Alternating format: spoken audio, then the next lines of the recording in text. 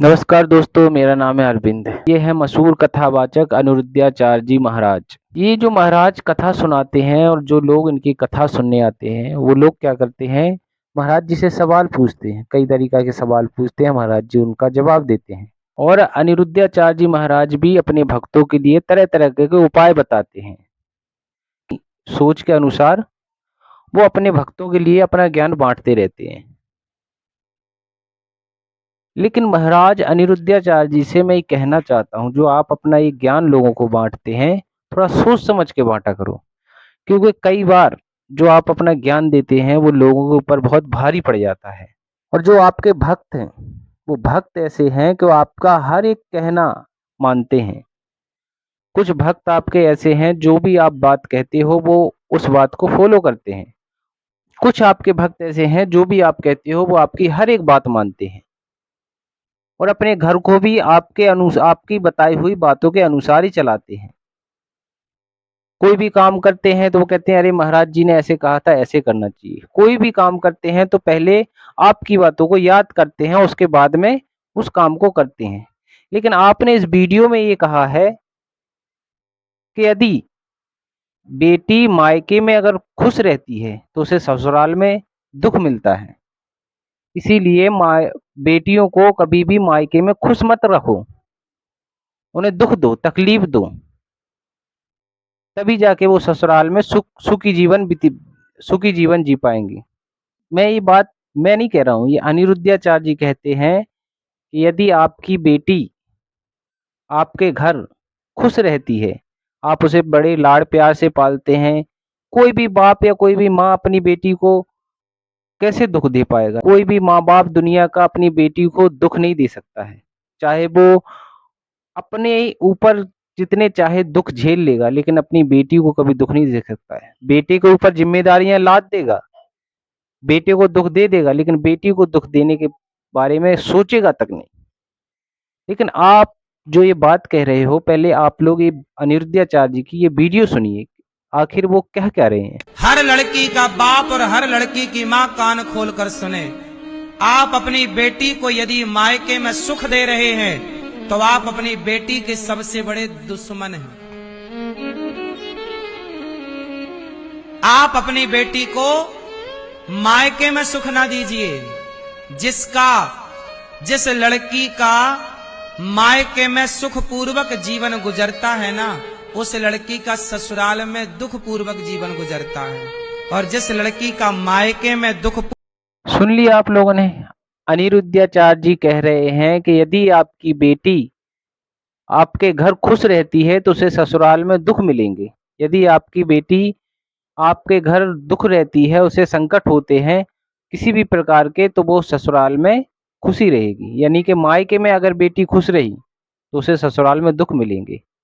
अब इस बात को अगर हम दिमाग लगा के सोचें कि आखिर ये अपने जो इनके अंधभक्त हैं, जो इन्हें हर तरीक़ा से मानते हैं, आखिर क्या सोचेंगे वो कि हमें अपनी बेटियों को दुःख देना चाहिए, तब जाके वो ससुराल में सुखी रहेंगी। दुनिया का कोई माँ-बाप अपनी बेटी को दुःख के बारे में सोचता नहीं है, यहाँ तक कि जब उसकी शादी होती है, तो वो फूट-फूट के रोते हैं और वो रोना उनका बताता है कि वो अपनी बेटी से कितना प्रेम करते हैं, तो वो दुःख देने के बारे में सोच भी कैसे सकते हैं। लेकिन आप ऐसे अपने भक्तों को ज्ञान बाँटते हैं, ज़रा सोच समझ के ज्ञान बाँटा करो, क्योंकि कुछ लोग ऐसे हैं कि आपकी हर एक बात को फ़ॉलो करते हैं। कोई भी काम, कोई भी कुछ भी करने से पहले महाराज जी की ने ये कहा था, ये ऐसा करो। महाराज जी ने ऐसा कहा था, ऐसा करो। यानी कि आपकी हर एक बात फ़ॉलो करते हैं। सोचो आपने कहा है कि आप अपनी बेटियों को दुःख दें मायके में, तो क्या वो अपनी बेटियों को दुःख देंगे या किसी तरीक़ा का प्रेरणा देंगे तो क्या आपको अच्छा लगेगा? हो सकता है किसी के बच्चे आपकी कहने से सुसाइड कर लें, क्योंकि उन्हें के मन में भावना जागे कि हमसे तो हमारे माँ-बाप प्यार ही नहीं करते हैं। और जब माँ-बाप अपने बच्चों से, अपनी बेटियों से घृणा करेंगे, उन्हें दुःख देंगे, तकलीफ देंगे, तो बच्चों के मन में तो यही ख़्याल आएगा कि मेरे माँ-बाप मुझे चाहते ही नहीं है। क्या वो माँ-बाप को अपने बच्चों को ये बताएँ कि हमें तो ब महाराज जी ने ये कहा है कि हम बेटियों को दुःख देंगे, तब जाके वो ससुराल में सुख रहेंगे। आखिर आप पे कोई भी बात है तो थोड़ा सोच समझ के बोला करो, क्योंकि कुछ लोग ऐसे हैं, इतनी छोटी बुद्धि के हैं, इतने छोटे विचारों के हैं कि उनके मन में एक ही ख्याल रहता है कि भाई हमारे महाराज जी ने ये बात कही थी, उस बात को हमें फ़ॉलो करना है। इसीलिए जो बात आपने ये कही, जब मैंने आपका ये वीडियो क्लिप देखा तो मुझे इतना बुरा लगा कि बताओ, इतना ज्ञानी महाराज जो दुनिया भर में कथा करने जाता है, दुनिया भर के लोगों को अपना ज्ञान बाँटता है, वो व्यक्ति एक ऐसी बात कर रहा है। मैंने कई बेटियों को ऐसा देखा है जो अपने मायके में गरीबी में जीवन व्यतीत करती हैं, बहुत ज़्यादा दुःख झेलती हैं, यहाँ तक कि अपने भूखे रहती हैं। शादी होने के बाद ससुराल में उससे बदतर हालात हो जाते हैं। मायके में तो खाली भूख की मार झेलनी होती है, लेकिन वहाँ पर ससुराल में लाठियों की मार झेलनी पड़ती है, तानों की मार झेलनी पड़ती है।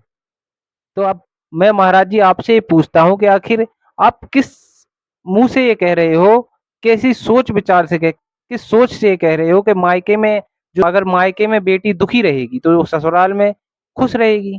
किस हिसाब से कह रहे हो? क्या आप किसी बेटियों की ये गारंटी ले रहे हो? कृपया करके ऐसी बातों पे थोड़ा ध्यान दे के बताएँ, थोड़ा समझदारी से बताएँ, क्योंकि कुछ लोग ऐसे हैं जो अपनी बेटियों को तुम्हारे कहने पे दुःख दे भी सकते हैं, प्रेरणा भी दे सकते हैं। लेकिन मैं उन सभी लोगों से कहना चाहता हूँ कि ऐसे बाबाओं की बातों में कभी ना आएँ, क्योंकि ये लोग बोलने से पहले कुछ नहीं सोचते हैं और जब लोग इनसे सवाल पूछते हैं तो ये उल्टे जवाब देने लगते हैं। तो अब बेटी भाग्य से मिलती है, आप अपनी बेटी को भरपूर प्यार करें, क्योंकि हम नहीं चाहते कि ससुराल में उसे कैसा क्या झेलना पड़ता है, सुख मिलते हैं या दुःख मिलते हैं।